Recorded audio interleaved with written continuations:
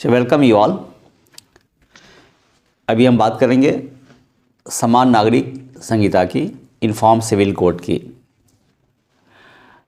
इस डिटेल्स में जाएं इसके पहले I would like to refer article 44 of directive principles of state policy of our Indian constitution. हमारा भारत का संविधान है और फिर राज्य के नीति निर्देशक तत्व हैं।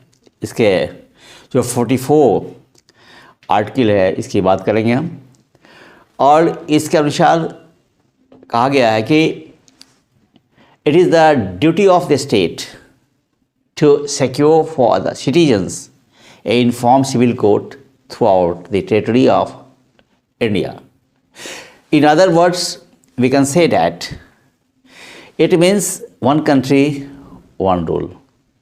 फिर हम देखेंगे, अभी चर्चा में इसलिए है कि उत्तराखंड जो सरकार है वो यूनिफॉर्म सिविल कोड का प्रावधान लाया है और फिर आपको विदित हो कि गोवा में तो पहले से ही यूनिफॉर्म सिविल कोड है। अब हम चर्चा करें थोड़ा और इस पे समान नागरिक संहिता यूनिफॉर्म सिविल कोड पे। ओके, यूनिफॉर्म सिविल कोड जिसे हम समान नागरिक संहिता यूसीसी कहेंगे, में देश में सभी धर्मों फॉर ऑल रिलीजन्स समुदायों के लिए एक समान एक बराबर कानून बनाने की वकालत की गई है। अगर सरल शब्दों में बात की जाए तो इस कानून का अर्थ है देश में सभी धर्मों समुदायों के लिए कानून एक समान होना। जो आप देख रहे हैं अभी है, यह संहिता संविधान के अनुच्छेद 44 के तहत आती है, जो पहले ही मैंने बता दिया है। इसमें कहा गया है कि पूरे भारत में नागरिकों के लिए एक समान नागरिक संहिता सुनिश्चित किया जाना चाहिए। जो यहाँ पे आप देख लें, थोड़ा उत्तराखंड का रेफरेंस मैं ले लूँ जहाँ पे वहाँ पे लागू हो गया यूनिफॉर्म सिविल कोड। फिर कहूँगा कि गोवा में तो पहले से ही है। ये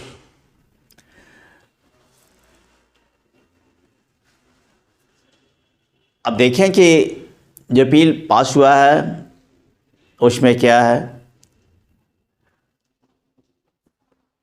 इसमें है कि मैंने पहले ही बताया कि आर्टिकल 44 में है ये, जो प्रावधान है उत्तराखंड सिविल कोड जो लागू हुआ वहाँ पे, और प्रावधान ये है वहाँ कि शादी का रजिस्ट्रेशन कराना होगा। As per the provision of the uniform civil code, the bill has already been passed in Uttarakhand legislative assembly. उसमें क्या है कि रजिस्ट्रेशन करना होगा मैरिज के लिए, और इसमें कहा गया है कि लड़का या लड़की दोनों या फिर कोई एक अगर उत्तराखंड का निवासी है तो उससे विवाह का रजिस्ट्रेशन कराना होगा। उत्तराखंड में निवास करने वाले स्थान पर यह रजिस्ट्रेशन कराया जाएगा। यद्यपि इसके लिए दो बड़े नियम लागू किए गए हैं। लड़का या लड़की के पहले से शादीशुदा नहीं होना होगा, साथ ही लड़के की जो एज होगा वो 21 ईयर्स और लड़की का 18 ईयर्स से कम नहीं होगा। ये दोनों स्थिति पाए जाने पर ही मैरिज का रजिस्ट्रेशन होगा।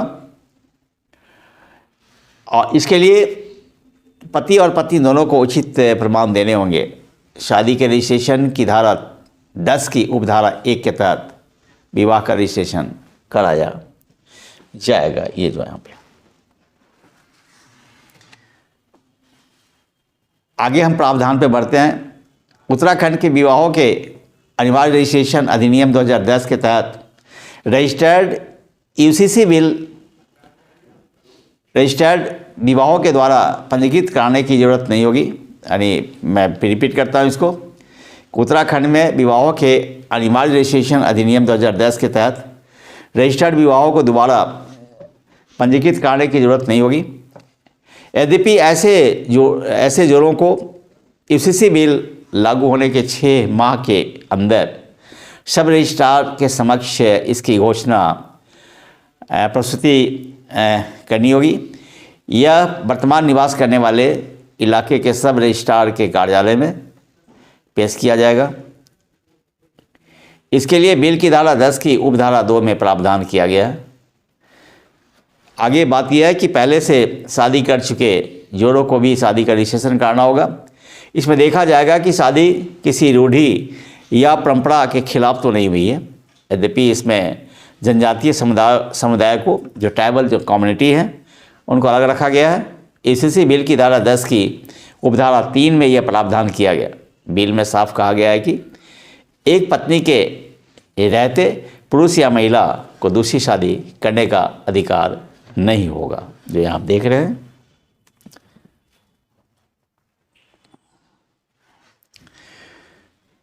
तलाक का भी रजिस्ट्रेशन होगा, जो आप डाइवर्स का भी रजिस्ट्रेशन होगा। राज्य के किसी भी कोर्ट से यूसीसी बिल लागू होने के बाद पारित तलाक आदेशों का रजिस्ट्रेशन कराना होगा।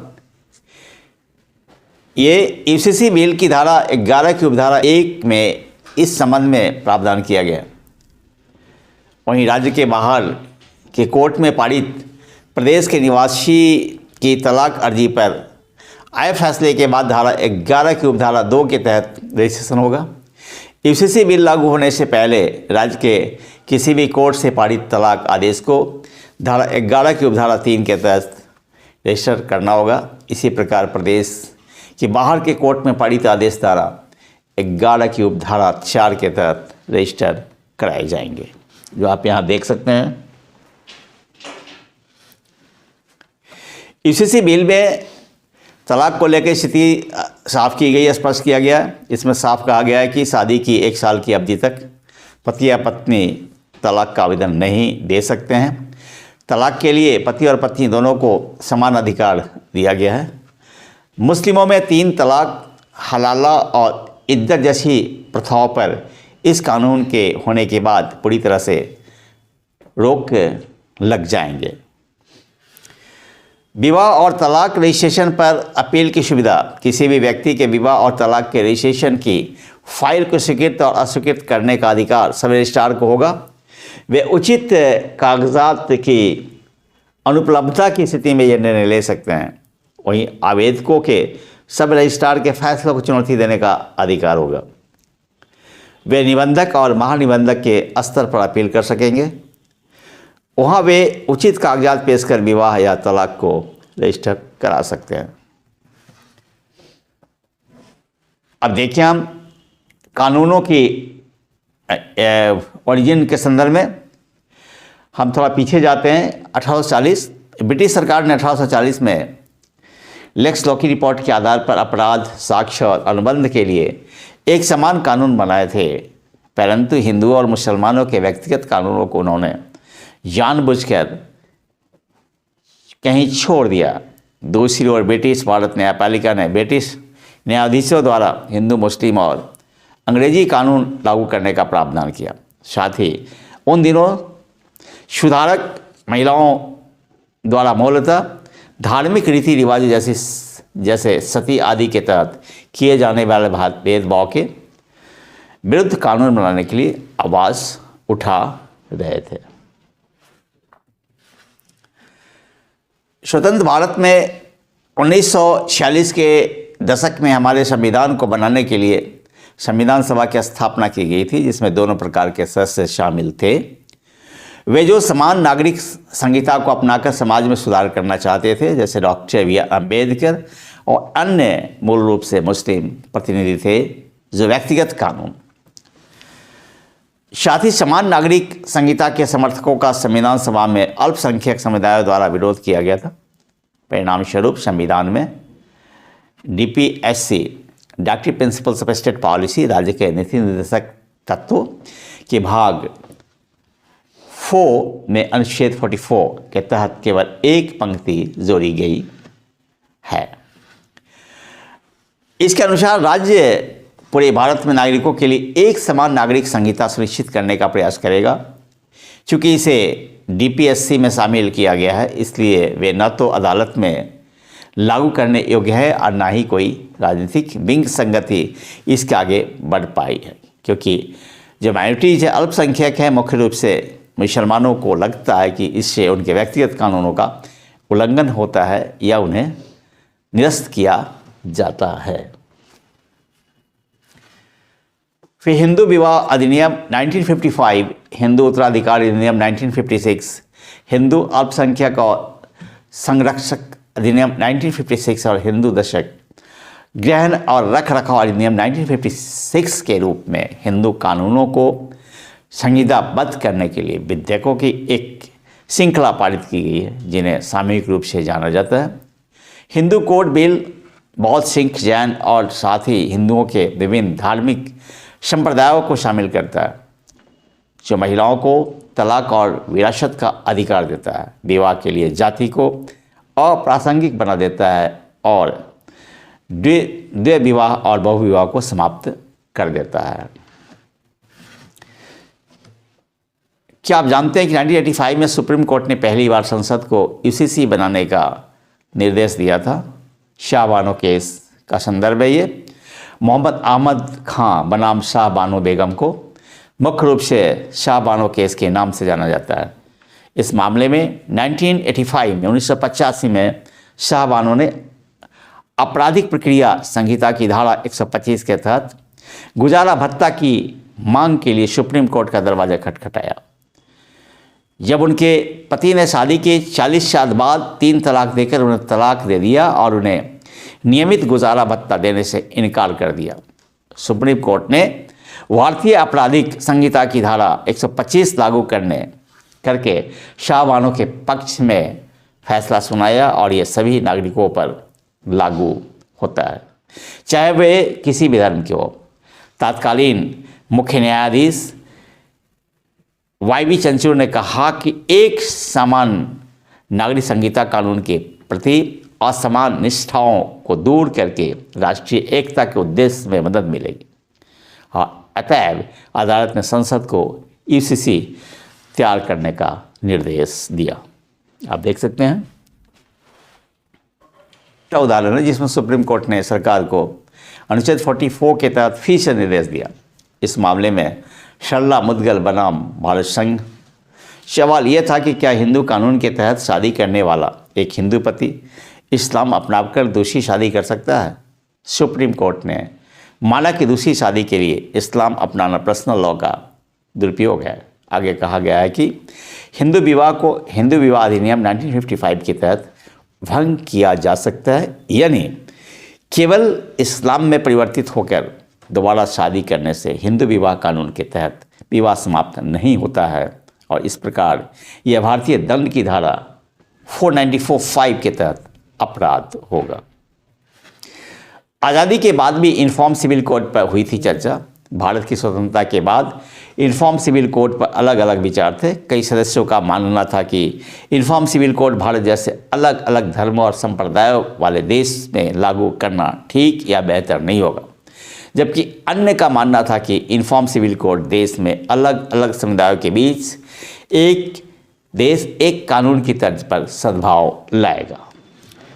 इन्फॉर्म सिविल कोड को लेकर बाबा साहब अम्बेडकर और पंडित जवाहरलाल नेहरू की अलग अलग राय।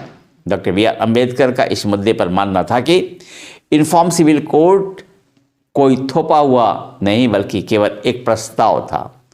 वहीं देश के पहले प्रधानमंत्री पंडित जवाहरलाल नेहरू का कहना था, मुझे नहीं लगता कि वर्तमान समय में भारत में मेरे लिए इसे आगे बढ़ाने का प्रयास करने का समय आ गया है।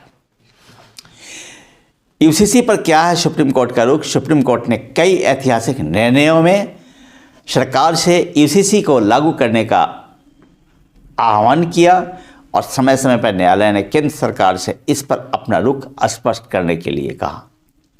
मोहम्मद अहमद खास बनाम शाह बानो बेगम के ऐतिहासिक फैसले में सुप्रीम कोर्ट ने एक तलाकशुदा मुस्लिम महिला की याचिका पर सुनवाई करते हुए याचिकाकर्ता के पक्ष में फैसला दिया और समुदाय के व्यक्तिगत कानूनों की बजाय भारत के कानून सीआरपीसी को प्राथमिकता दी थी।